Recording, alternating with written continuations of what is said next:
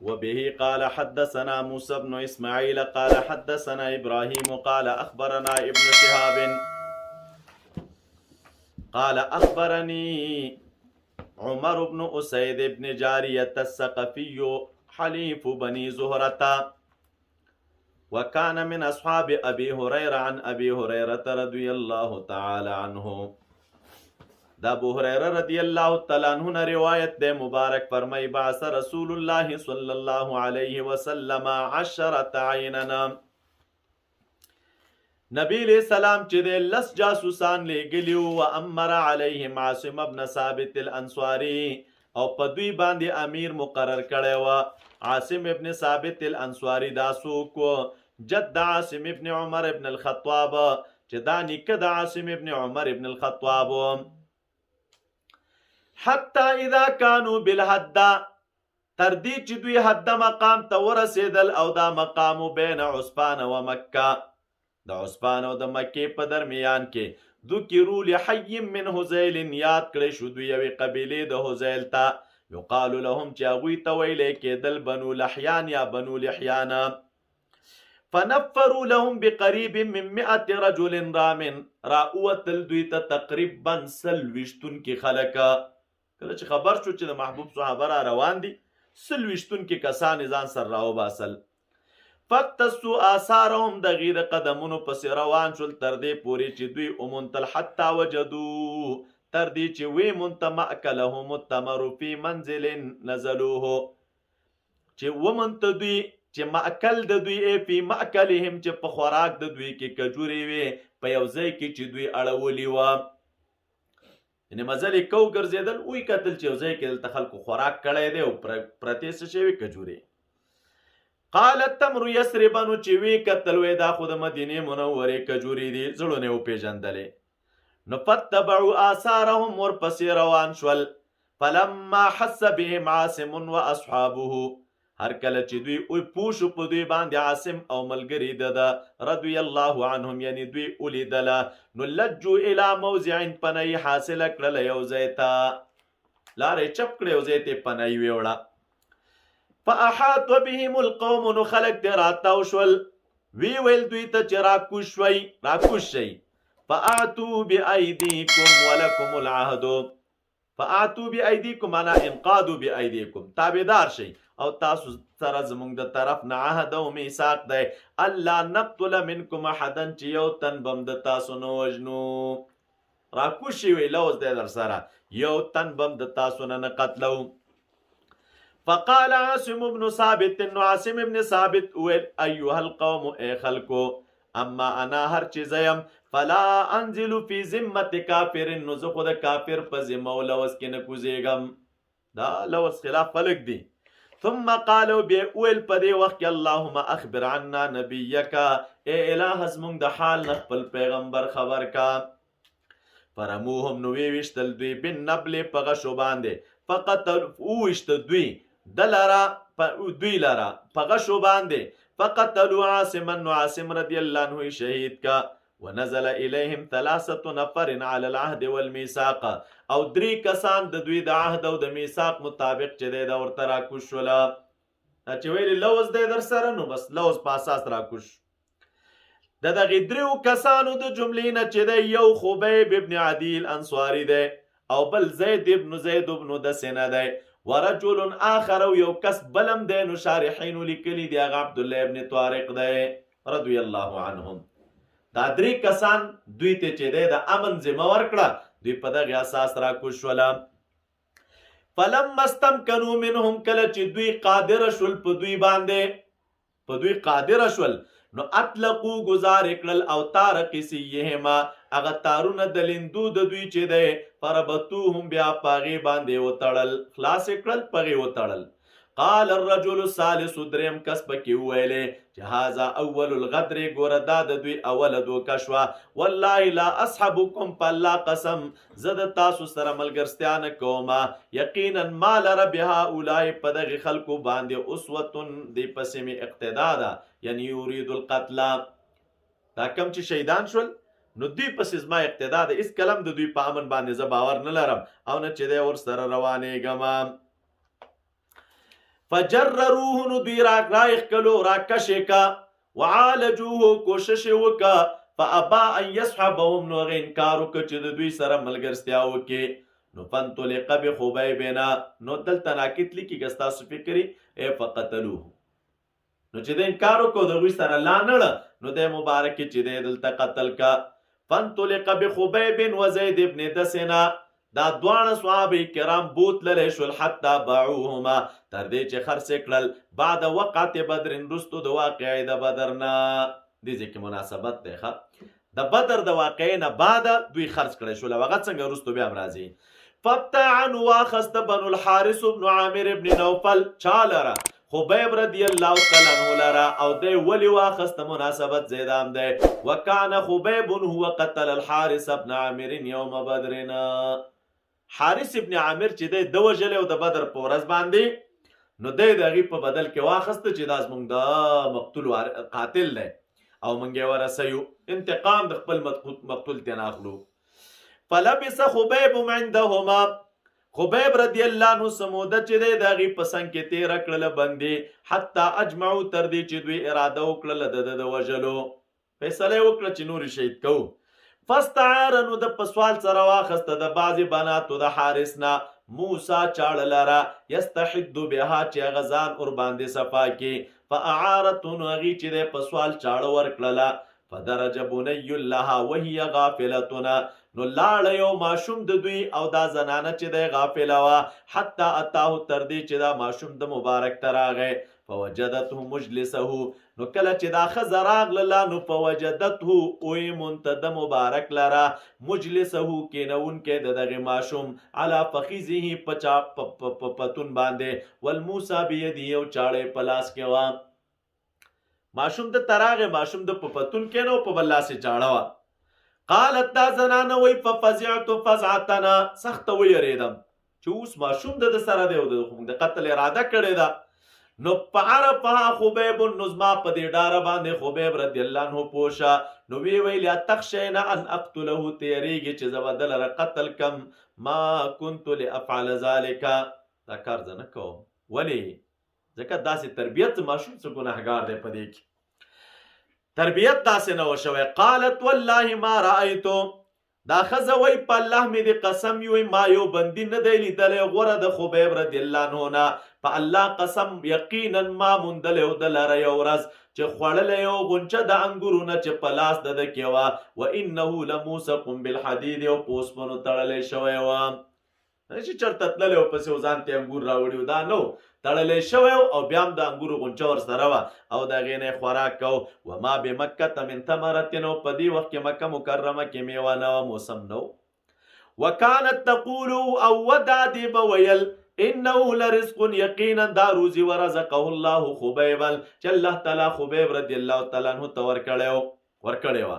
فلما خرجوا به من الحرم کله چې دا د حرم نه راویسته ور هغې وخت نه تقریبا د حرم احترام دوی ساته نو چې کله راویسته د دې دپاره چې قتل کېدله په حل کې نو قال لهم خبیب رضی الله عنه ورته وویل پرېږدې ما لره چې 2 رکعته لمونځ وکړم نو پرېښوده 2 رکعته لمونځ یې وکړه او بیا ویلې په الله قسم که تاسې ما په باره کې دا ګمان نه کولی چې په ما باندې څه ویره ده یعنې بې صبري ده نو لزدتو ما به دا مونځ نورم سیوا کړی وی خو که مونځ یې واکوم نو تاسو به فکر دا کوئ چې دا بې صبره دی او د مرګ نه ډارېږي. ثم قالوا بیا ویل اللهم احصهم یا الله اشمار دوی لره عددن پشمار سره وقتلهم او قتل که دوی لره بددن یا بددن ټوټې ټوټې ولا تبق منهم احدا او اله یو قسم د دوی نه مپرېږده چې دا څوک ما وژني. خیره یې ورته وکړل. ثم انشأ یقول بیا شروع شو مبارک شعر ویل فلست ابالي نه یم زه یعنې پاک نه کوم حین اقتل مسلما چې په ایمان کې مرم علا ای جنب په هر اړخ باندې فی الله مسرعی چې د الله تعالی په لار کې او د رب العالمین د دین دپاره زما غورځېدل وي چې د الله دپاره او د الله تعالی په دین کې چې په هر اړخ غورځېږم زه باک نه کومه. وذلک فی ذات الاله وان یشاء او داسې چې دي نو دا خو د رب العالمین د ذات په باره کې دی، یعنی د الله تعالی د رضا دپاره دی. او که د رب العالمین خوښه وشي یبارک نو برکت به واچوي فی اوصال شلوینا په هغه جوړونو د اندامونو ممزعین ټوټو ټوټو کړی شوو کې، یعنی دا زما ټوټه ټوټه اندامونو کې به برکت واچي او جنت ته به یې بوځي راته. دا څه پروا ده، څه په بل جرم خو نه مرم، د الله تعالی د دین دپاره او د رب العالمین د رضا دپاره چې دی ځم. ثم قام الیه بیا د تپاسې د څوک ابو سروعه یا سروعه عقبة بن الحارث نو د مبارک شهید کا. وکانه خبیب او خبیب رضی الله عنه هو سن لكل مسلم نو د چې د سنت کړه هر مسلمان د پاره هغه مسلمان قتل صبرن چې هغه صبرن وجلې کیږي څه شی ورته سنت کړه الصلات. دا وروسته خبره کو سنت وو څو خو سنت په دې اعتبار ورته وایي چې دا پیغام چې کله محبوب ته ورسېده نو مبارک پې ساکت شي ردینک، نو ځکه د سنت نسبت ورته کوي. واخبر یا اخبر اصحابه یوم اصیبو او په هغه ورځ چې دوی شهیدان شول نو دوی د ملګري چې دی خبر کړی شو. وبعث ناس او څه خلک ولیږلی شو یا بعث ناس من قریش الى عاصم ابن ثابت حين حدثوا انه قتل. کله چې دا خلک خبر شول چې عاصم رضی الله عنه شهید شوی نو دوی کسان ولېږل ورته ایؤتوا بشیء منه یعرف چې د هغه د لوري څه شی راوړلی شي نښه چې او دا رښتیا قتل کړی شوی. وکانه قتل رجلا عظیما من عظمائهما. دلته بیا مناسبت او د مبارک چې دی قتل کړی یو لوی سړی د لویانو د چا نه د دغې کفارو نه نو الله تعالی راولېږل عاصم رضی الله عنه لره مثل ذلت په شان د تیرې من الدبرین غټې مچۍ ورته راولېږلې. فحمته من رسولهم نو بچې که د لره ویساته د لره د هغې د استازونه نو دوی قادر نه شول په دې باندې ان یقطعو منه شیئا چې د ده د وجود مبارک نه چې دی څه شی قطع کي. بیرته راغلل تنې هملته پاتې شوه. وقال كعب بن مالك ذكروا مرار بن ربيع العمرية وهلال بن أمية الواقفي رجلين صالحين قد شهدا بدرا.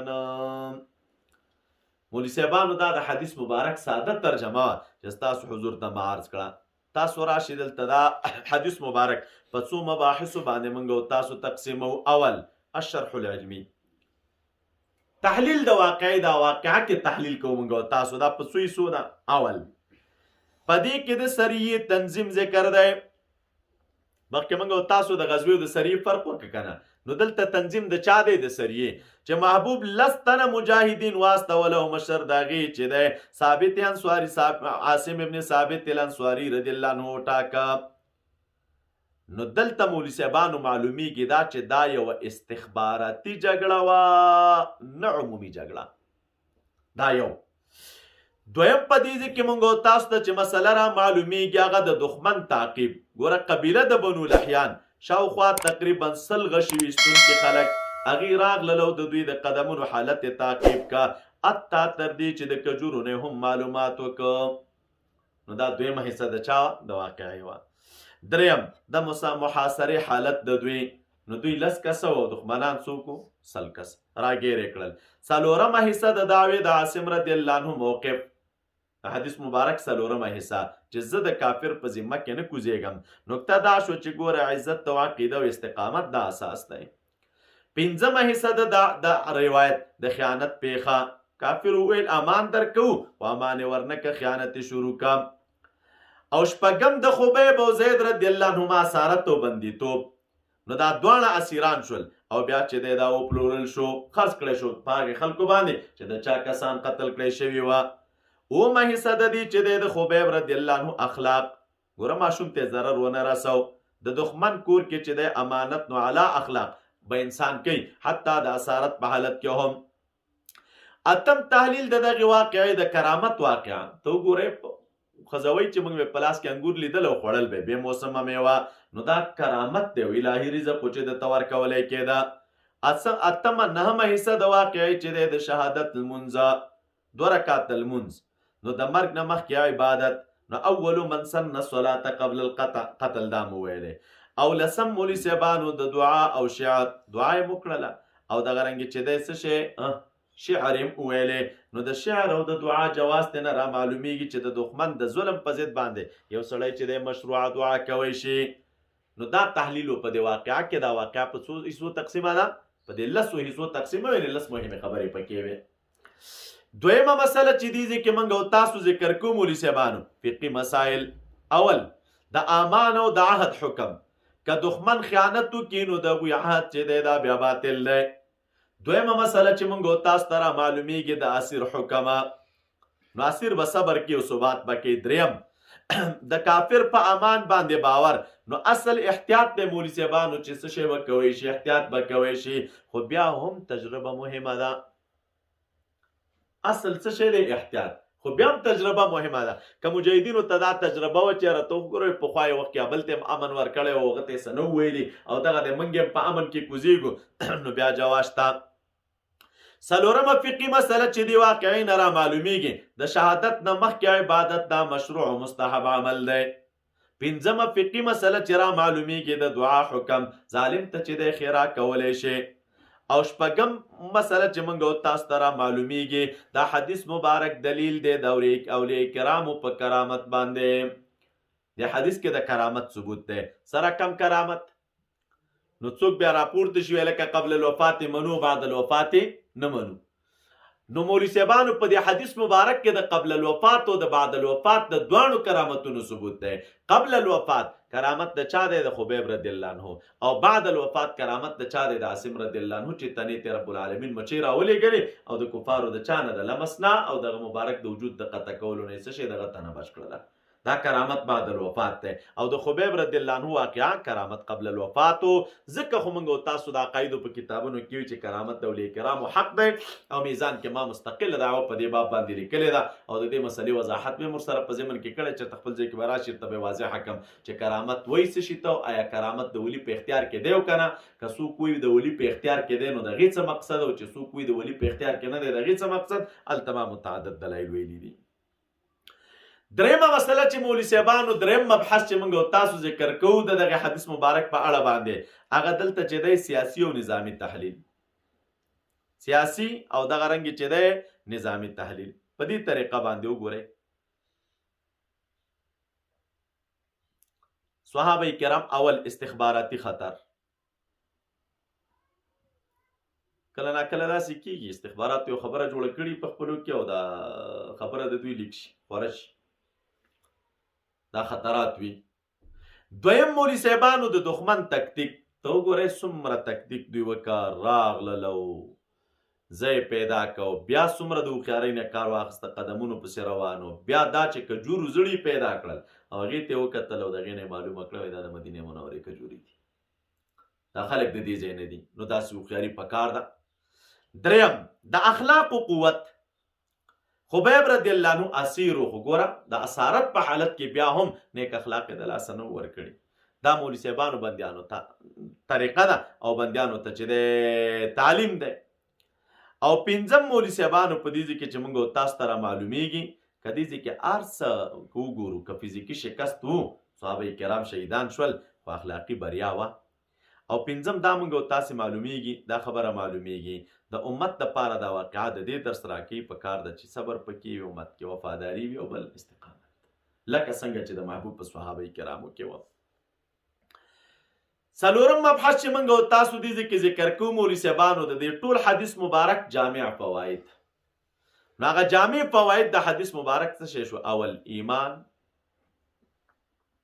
ژوند باید د ایمان سره وي. دویم ژوند باید د اصولو سره وي مصلحت پکې وي اخلاق پکې وي حتی د دښمن سره هم.